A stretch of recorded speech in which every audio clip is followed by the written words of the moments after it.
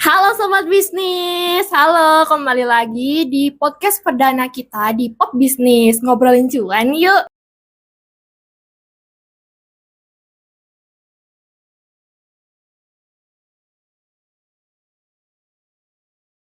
Nah, podcast ini bakal jadi teman buat kalian untuk yang mau memulai bisnis atau entrepreneur muda nih, yang bingung gimana cara mulai bisnis gitu. Karena sebelum kita mulai lebih lanjut, kalian pasti kan penasaran nih, aku siapa sih kok bisa jadi host di sini? Nah, kenalin, aku Nadia, aku adalah mahasiswa dari program studi administrasi bisnis di Universitas Merdeka Malang. Aku juga jadi salah satu member di Entrepreneur Club ini yang jadi klub yang menjadi keresahan nih bagi mahasiswa di universitas ini gitu. Kok aku bilang keresahan sih gitu? Kalian pasti juga nanya kan sobat bisnis. Nah, kalau di kelas kalian kan biasanya cuma belajar materi kan, cuma teori-teorinya aja, tapi nggak praktek. Kapan sih prakteknya? Kalian pasti bertanya gitu. Nah, maka dari itu, hari ini kita akan mengundang narasumber yang kece banget sih, keren gitu. Kita sambut aja Pak Almer. Halo. Halo. Halo Pak, selamat siang. Siang. Apa kabar nih Pak? Alhamdulillah sehat, Oke. baik. Gini Pak, seneng nih dapat ngobrol bareng sama Pak Almer lagi kan. Gimana? Soalnya saya lihat Pak Almer tuh jujur jarang ya kelihatan di kampus. Mungkin bapaknya juga sibuk gitu. Saya biasanya kalau ketemu ya mentok-mentok paling di parkir depan ya Pak ya. Kayak jarang banget ketemu kalau di kampus gini. Ini kan Pak, kalau banyak yang bilang Entrepreneur Club ini sebagai wadah buat mahasiswa baru ya, yang ingin mulai bisnisnya gitu. Dan Bapak sendiri juga sebagai founding father nih dibilang kalau untuk di klubnya ini. Ya. Kalau boleh tahu ya Pak, gimana sih sejarahnya kok Bapak bisa kepikiran buat adain Entrepreneur Clubnya ini? Apa sih motivasi Bapak untuk mendirikannya itu? Jadi sederhana sekali. Sebelumnya itu saya menjadi Kaleb di Entrepreneur Laboratory ya. Sekarang itu kita punya lab itu juga lebih baik, Nadia. Dan pada waktu itu kita awalnya itu dapat donasi. Nah, donasi itu sebetulnya kami semua cari. Jadi sebetulnya saya nggak bisa dibilang bahwa hanya sayalah yang berusaha untuk mendirikan Entrepreneur Club, karena sebetulnya ada bantuan dari bapak-bapak dosen, ibu-ibu dosen yang lainnya. Nah, motivasi kenapa harus akhirnya ada Entrepreneur Club itu karena Entrepreneur Club itu saya dirikan sebelumnya bersama mahasiswa namanya Mas Kevin. Nah, jadi Mas Kevin itu kan kalau mau dibilang benar-benar aktif ya. Lomba internasional ikut, menang alhamdulillah. Terus lomba nasional juga banyak ikut. Dan bingung Pak, kita kan entrepreneur nih, kita maksudnya administrasi bisnis gitu ya. Kenapa nggak sekalian aja kita buat sesuatu yang melibatkan orang banyak, mahasiswa semua gitu.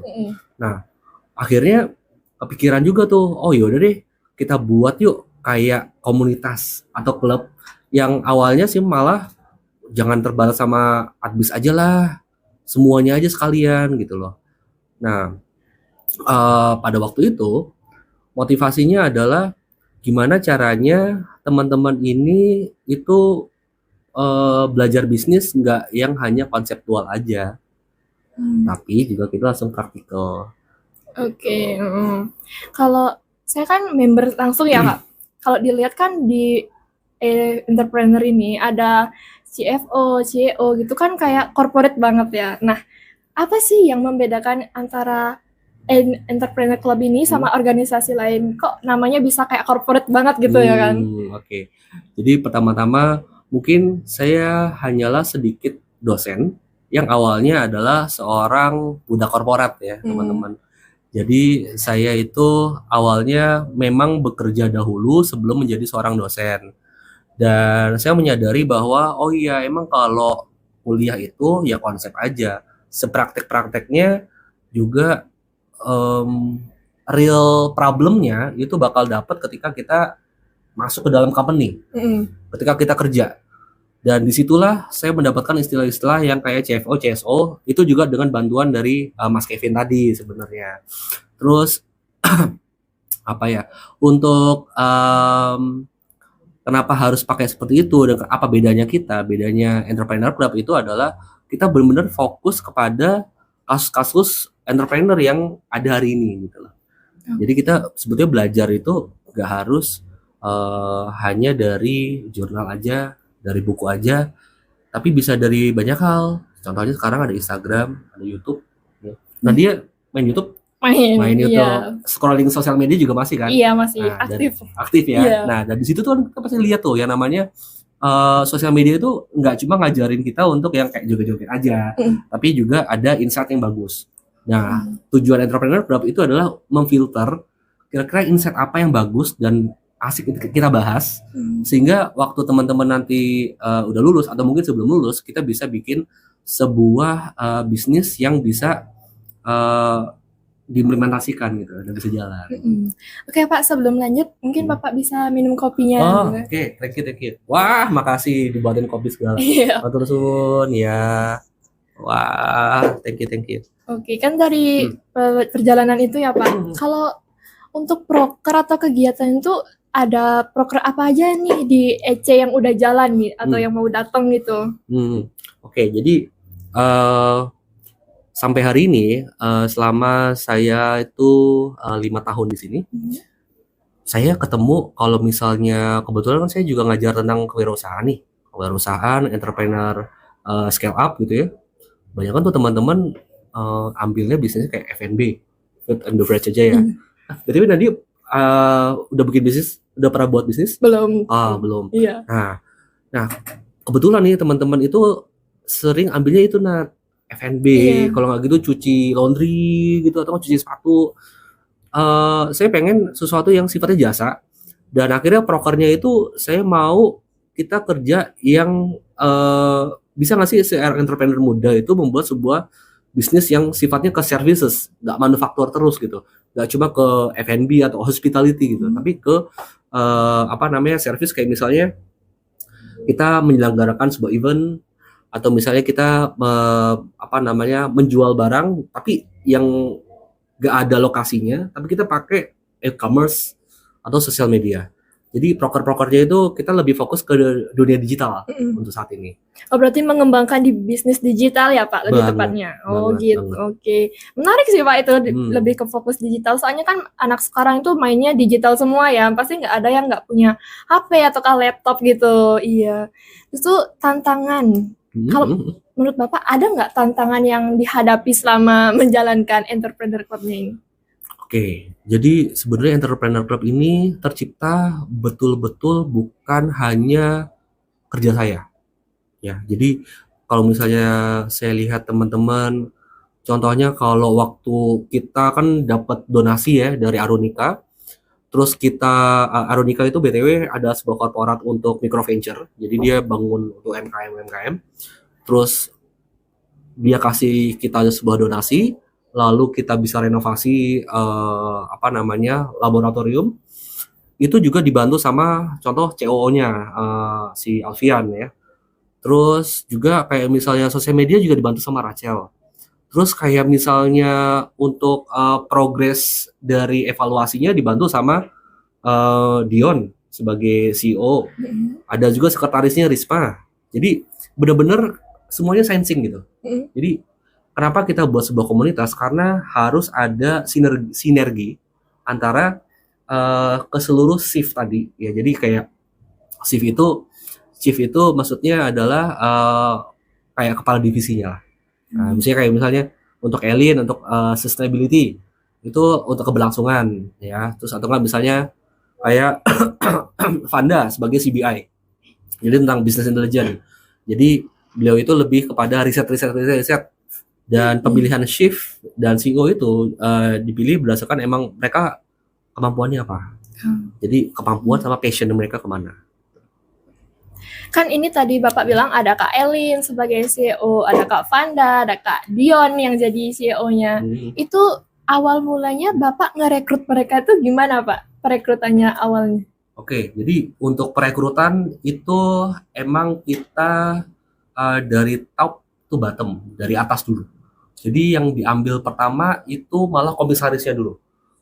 Jadi pemilihan komisaris itu emang harus sudah ada. Jadi kalau misalnya di dalam sebuah perusahaan itu kan sebetulnya struktural banget tuh ya. Ada komisaris, bawahnya ada direktur, terus bawahnya ada general manager, terus sampai kepala cabang dan segala macam ya. Yang saya pilih pertama adalah komisaris dulu. Nah, jadi komisaris itu supportingnya pertama dulu ada namanya Mas Kevin, sekarang udah lulus alhamdulillah. Terus kita pilih CEO-nya dulu. Jadi CEO-nya itu dipilih, saya benar-benar apa namanya taruh di depan lab siapa yang mau jadi CEO dan kebetulan waktu itu saya nggak akan sebut namanya siapa aja ya. Itu muncul tiga nama. Oke, jadi ada muncul 3 nama dan komisaris itu men-screening. Jadi diwawancara satu-satu. Terus kita lihat juga sampai nilai jadi nilai transkripnya itu sampai kita download dan kita lihat kebetulan kandidat ini itu lebih menonjol di mana. Kebetulan yang namanya CEO itu kan dia paling atas, itu berarti yang leadership bagus. Nah, habis itu dari CEO kepilih tuh yang namanya CSO, CBI. Ini dipilih berdasarkan CEO-nya sih sebenarnya. Jadi untuk yang milih Rachel jadi marketing atau misalnya Elin jadi CSO itu bukan saya nggak pernah milih siapapun dari itu. Jadi benar-benar ini adalah produknya mahasiswa dan untuk mahasiswa lagi, semuanya kembali ke mahasiswa. Berarti ini tentang mahasiswa yang bekerja ya Pak, intinya gitu. Terus kalau jangka panjang atau jangka yang akan datang nih, apa sebenarnya goals Bapak untuk Entrepreneur Club ini? Oke. Jadi kebetulan ya time flies ya, cepet banget. Kayaknya belum ada setahun lalu saya jadi Kaleb. Terus saat ini saya di Biro Kerjasama untuk bagian International Affair. Dan dari awal memang saya pengennya go global. Kita harus go internasional. Minimum kita aktif dalam international activity. International activity yang akan datang, yang akan dikerjakan oleh EC juga, Entrepreneur Club, itu adalah kedatangan dari UCMI, University College Mywip, ya, from Kuala Lumpur. Itu nanti akan ke sini, dan itu semua eventnya dihandle sama mahasiswa. Jadi dari awal bikin rundown, dari awal semuanya transportasi, konsumsi, dari A Z, dari mereka belum tiba ke Juanda, ya, kota Surabaya, sampai mereka akan balik lagi ke Kuala Lumpur, itu semua diurusin sama EC. Dan harapannya programnya ke depan itu fokusnya ke internasional. Jadi kayak misalnya udah jalan, ini kan kayak sama kita berdua ini Nadia, jadi kayak podcast gitu. Tapi kebetulan ini sama dosen dari Kuala Lumpur misalnya gitu, dan dia ngajarin tentang how to be fluent in English gitu. Jadi sebenarnya kalau mau dilihat ya, teman-teman kayak misalnya Nadia bisa kan bahasa Inggris, cuma kadang-kadang nggak percaya diri nggak sih? Iya, agak ragu. Ini mau ngomong gimana sama mereka gitu. Jadi sebenarnya barrier-nya kita itu adalah confidence, ya. Dan saya pengen ngelewatin itu supaya sebenarnya teman-temannya pintar, bahasa Inggris pintar, manajemen pintar. Cuma kapan mereka bisa action?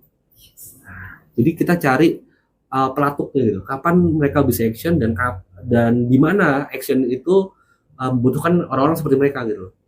Dan EC ini adalah kita bisa bilang voices-nya, kayak kuasnya gitu. Ya, jadi saya harapannya semuanya itu nanti EC bisa go internasional. Minimum mungkin tahun ini kita baru receive guest dari luar negeri gitu ya. Saya harapannya mungkin tahun depan atau mungkin beberapa tahun lagi kita malah exchange. Jadi kita putar. Jadi mungkin teman-teman ada yang deket aja dulu lah, yang di Southeast. Misalnya ke Malaysia atau misalnya ke Filipina atau ke Singapura yang dekat-dekat ya. Dan menurut saya itu possible. possible, jadi sangat mungkin itu bisa dilakukan. Ya kan tadi Bapak ada bilang kalau akan ada tamu yang dari Kuala Lumpur kan gitu Pak. Berarti itu kan nanti Bapak bilang kalau yang dikerjakan itu nanti yang ngerjain mahasiswa semua ya, dari yang jemput di Juanda ataukah semua acaranya. Berarti itu semacam training ya Pak untuk mahasiswanya atau gimana? Benar. Jadi kita masuk ke real life training, real time training, di mana saya dan kebetulan Kaleb sekarang namanya Pak Muhammad Rizky Firdaus itu nanti akan nemenin teman-teman dari EC.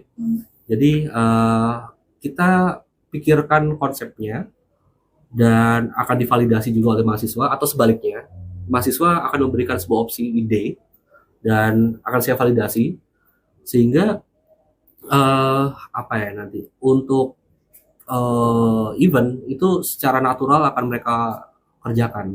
Nanti mungkin kita butuh bagian marketing untuk sosial medianya. Setiap aktivitas itu selalu ada jejak digitalnya. Terus misalnya untuk operation juga tentu kita akan butuh transport. Dan kita memikirkan atau mempelajari kayak dalam bisnis itu yang paling pasti adalah ketidakpastian. Ya. Jadi ketika dalam sebuah event kita udah punya plan A sampai plan B, malah nggak ada yang jalan nih, plan A gagal, plan B gagal, akhirnya harus bisa plan C gitu. Jadi kita berpikir benar how to manage resiko itu pasti ada.